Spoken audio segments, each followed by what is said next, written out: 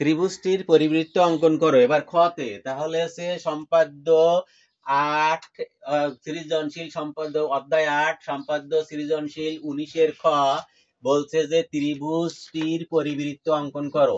এখন ত্রিভুজটির এখানে পরিমাণ দেয়া ছিল, কি পরিমাণ দেয়া ছিল? ৪ সেন্টিমিটার, ৫ সেন্টিমিটার, ৬ সেন্টিমিটার।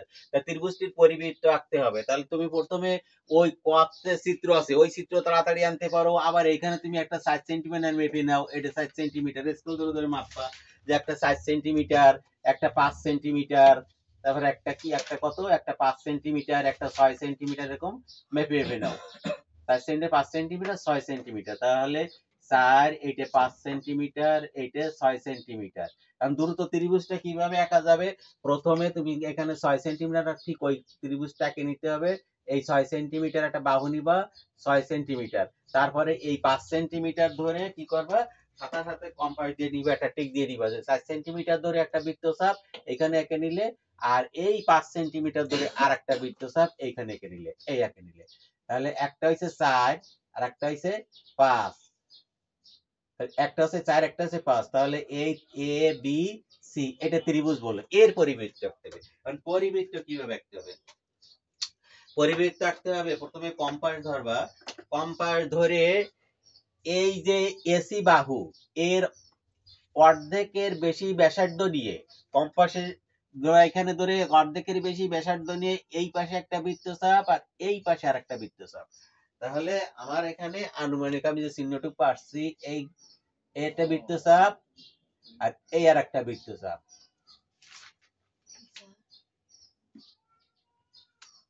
এইভাবে কম্পাস ধরে যে এই পাশে একটা বৃত্তচাপ আর এই পাশে একটা বৃত্তচাপ, তাহলে আমি নিলাম একটা বৃত্তচাপ। ঠিক একই ব্যাসার্ধ, এই ব্যাসার্ধ নড়বে না। এই সিতে ধরে এই ব্যাসার্ধ নড়ে গেলে লম্ব সমদ্বিখণ্ডক হবে না। এই পাশে একটা বৃত্তচাপ, এই পাশে একটা বৃত্তচাপ। তাহলে এইখানে একটা বৃত্তচাপ আর এইখানে একটা বৃত্তচাপ গেল। যাওয়ার পরে এখন কি হলো? এইখানে তুমি স্কেল ধরে এইভাবে এইভাবে টান দেবে, এভাবে এই ছোঁয়া নেবে। আগে বিন্দুতে বিন্দুতে স্কেল মিশে ছোঁয়া নিলে দাগটা সুন্দর হয় বা মেশে ভালো। তাহলে একটা দিলাম। এবার বিসি কে করবো। তাহলে মনে করি এসি কে বিই লম্ব সমদ্বিখণ্ডক আঁকি, ডিই লম্ব সমদ্বিখণ্ডক আঁকি। এইবার বিসি বাহুর লম্ব সমদ্বিখণ্ডক আঁকবো। কিভাবে আঁকবো? বিসি বাহুর লম্ব সমদ্বিখণ্ডক আঁকবো এরকম যে এই বি বিন্দুকে কেন্দ্র করে এইদিকে একটা বৃত্তচাপ আর এই দিকে একটা বৃত্তচাপ আঁকলে ওইখানে যে চিহ্নটা তোমার পেন্সিলের, এইটা হচ্ছে অঙ্কনের চিহ্ন ও বিবরণ, এইটাকে বলে অঙ্কনের চিহ্ন। আর বিবরণ হচ্ছে লেখা। এই একই ব্যাসার্ধ নড়বে না, নড়ে যাবে না। তারপরে ব্যাসার্ধ একই ব্যাসার্ধ, একই ব্যাসার্ধ নিয়ে এই সি বিন্দুতে আমি এইখানে আগে যে ব্যাসার্ধটা নিয়েছিলাম এই একই ব্যাসার্ধ নিয়ে সি বিন্দুতে একটা বৃত্তচাপ আর এই পাশে একটা বৃত্তচাপ। তাহলে কি হলো? এখানে ছেদ করেছে আর এখানে এই ছেদ করেছে। তাহলে হচ্ছে বিসি রেখা লম্ব সমদ্বিখণ্ডক তৈরি হলো। বিসি রেখা লম্ব সমদ্বিখণ্ডক তৈরি হয়েছে।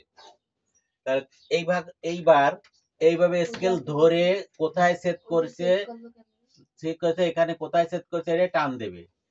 তেমন করে এইটা পি কিউ,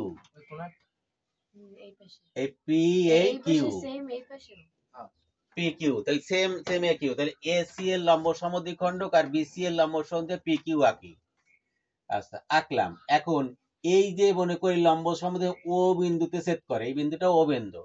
ও দিবা কেন? ওইটাই বৃত্তের কেন্দ্র ধরায়। এবার ও সি যোগ করি, সি যোগ করি।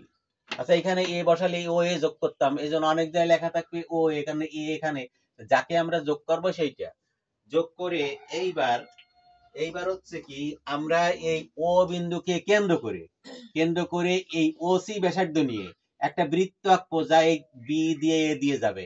এখন এইখানে দেখবা লক্ষণীয় এইখানে যে এইখানে ধরার পরে প্রথমে এটা মিশাবে, এই মিশায় ওসি মিশায় তাহলে এরকম কম্পাস উঁচু করে দেখো এতে কি মিশছে, এর মিশে গেছে। আর বিতে কি মিশছে, মিশে গেছে। তখন মিশে যাবে, তখন গুলিটা দিবা। এখন এইভাবে কম্পাস দিয়ে কি করবা, এভাবে ঘুরে নিয়ে আসবা। তাহলে ঘুরে আনলে কি দিয়ে যাবে, এ দিয়ে যাবে, বি দিয়ে যাবে, এই বৃত্ত যাবে। তাহলে এখানে বি দিয়ে যাবে। তাহলে এখানে কি হলো, এবিসির এইটা হচ্ছে পরিবৃত্ত, পরিমাণের উপর পরিবৃত্ত হবে। এখন বিবরণ লিখতে যেতে হবে। বিবরণ আমরা লিখবো কি, বিশেষ নির্বাচন,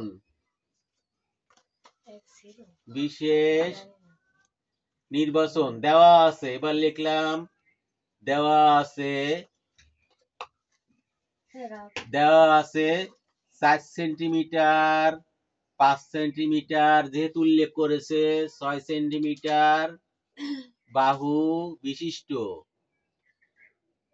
ত্রিভুজ এবিসি, এবিসি এর পরিবৃত্ত আঁকতে হবে, এর পরিবৃত্ত আঁকতে হবে। এরকম বাহুর মাপ দিয়ে দিছে, আমরা বাহুর মাপে চলে গেছি, তাই বাহুর মাপটা একটা লিখলাম। এবার হচ্ছে অঙ্কন,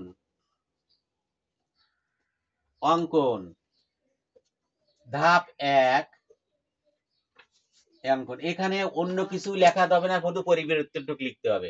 কি লিখবা, এসি ধাপ 1, এসি বাহুর লম্ব সমদ্বিখণ্ডক, এসি বাহুর লম্ব সমদ্বিখণ্ডক, এসি বাহুর লম্ব সমদ্বিখণ্ডক ডিই আঁকি, ডিই আঁকি, এবং বিসি বাহুর লম্ব সমদ্বিখণ্ডক পিকিউ আঁকি, এবং বিসি বাহুর লম্ব সমদ্বিখণ্ডক। কেন এইটা একদিকে লম্ব হয়, আবার এই দুই ভাগে ভাগ করে, আর সমান দুই ভাগ করে, আবার দুই ব্যক্তি চলে যায়, এই জন্য বলা হয় লম্ব সমদ্বিখণ্ডক। পিকিউ আঁকি, পিকিউ আঁকি, যা কোথায় ছেদ করেছে, যা পরস্পর ও বিন্দুতে, ও বিন্দুতে ছেদ করে,